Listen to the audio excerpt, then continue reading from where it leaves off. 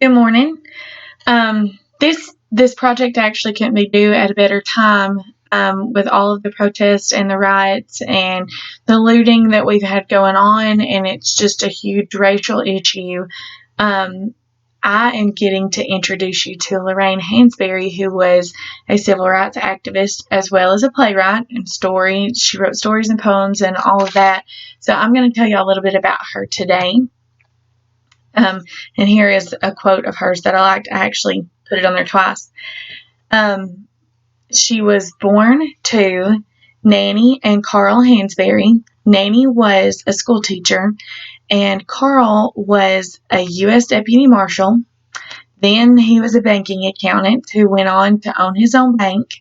But his biggest success was in the real estate business, which you'll find out a little more about his real estate business. Her mother was a ward committee woman of the Republican Party, and her father was a member of the NAACP and the Urban League. So, like her parents, she got heavily involved in the civil rights movement. She fought for equality through conferences, through protests. She was giving speeches, and she wrote for actually several magazines that I have a few listed here. They were Marxist, Madison Mainstream, New Challenge, Freedom, The Ladder, and One. She wrote poems, stories, and plays to speak her mind and cover social issues in her own way. In 1959, she had a huge success with her play A Raisin in the Sun. She was the first black woman to have a play debut on Broadway. She was the first black playwright. All of this at 29 makes her one of the youngest Americans to win the New York Critics Circle Award. The play is centered around a Chicago family, and each person in the family has plans that they're going to use money from the father's insurance from where he's passed away. And Mama decides that, which she's the matriarch, so she decides she's going to put a down payment on a house which is larger, and it's a family dream of theirs. The thing is, it's in a white community, and the whites are not too happy about it. And her son had already put some of the money down on an investment, which the investment goes bad, they lose all the money, and so they don't get their dream home. What's funny is the play actually mirrors part of Hansberry's life. Her dad, being the real estate agent, went against, bought a house in a white community, not happy. You can see one of the signs here, and it led to court battles because they were trying to move them on out of there. And he fought court battles to stay, and it eventually went to the Supreme Court, but he won, and they got to stay in a white community. So, her fight for equal rights didn't stop at racism. She fought for gay and lesbian rights as well. The Ladder magazine that I spoke of before was a lesbian magazine, and One is a gay magazine. She wrote articles for them to fight for both communities, and she wrote a letter actually to the Ladder in May of 1957, and she said, "I am glad as heck that you exist." She fought for these communities because she actually identified as a lesbian, which might have been part of the reason why she had a divorce in 1962 from her husband, Robert Nemiroff, who was a white Jewish communist. Both of them met on the picket lines. They were, protesting, and they dated for 2 years and eventually got married, but only stayed married for 9 years.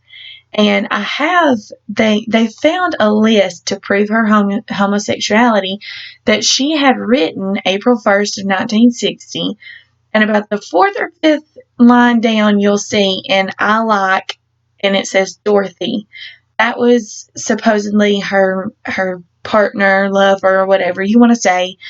And a few lines down from that, it says, "I like my homosexuality." But she also listed that on her dislikes, which I'm sure that was a very hard time to be homosexual as well as a black woman. So she didn't have, it's a little hard for her back then, obviously. And she actually wrote about these lists, both that are pictured here. She said, I want to help a lot of people understand why we're just as complicated as they are and just as mixed up. Some more of her works.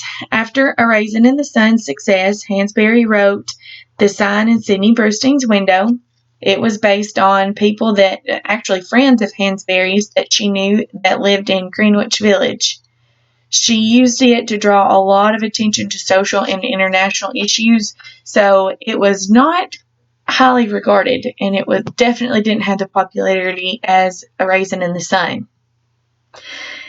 The sad part about it is the year that it opened, she was diagnosed with pancreatic cancer, and in 1962 she completed What Use Are Flowers, a play about the Holocaust. And through her sickness, she continued making speeches, writing for newspapers, and she started a new project, Les Blancs, which her ex-husband went on to publish after her death. It's just amazing to me that regardless of what she was going through, she still felt like she had a voice and she was going to speak it, and she had a purpose, and she was going to do that purpose up and commend her for that. That's amazing to me, because some people would just wallow and wait until their death, and she didn't. Hansberry passed away on January 12th of 1965. She lived a short life, but accomplished so much in her short 34 years. Dr. Martin Luther King Jr. delivered a letter of eulogy that said she was an inspiration to generations yet unborn. And my goodness, was he spot on, because we're still talking about her today. And her play, A Raisin in the Sun, is still a huge success, because I remember in high school reading the play and watching the movie afterwards. Because she died so young, most of her works were published by her ex-husband, and he created a collection of her writings into a play called To Be Young, Gifted, and Black that opened at Cherry Lane Theater. He developed A Raisin in the Sun film version, the Drinking Gourd television drama, The Movement, a documentary of a struggle for equality, which was actually a text photographic essay, and Les Blancs, the collected last plays of Lorraine Hansberry. And this included The Drinking Gourd and What Use Are Flowers as well. So here are all of my references and citations. So if you want to read more about her, and I suggest you do because it's an amazing story, y'all go check her out because it's awesome.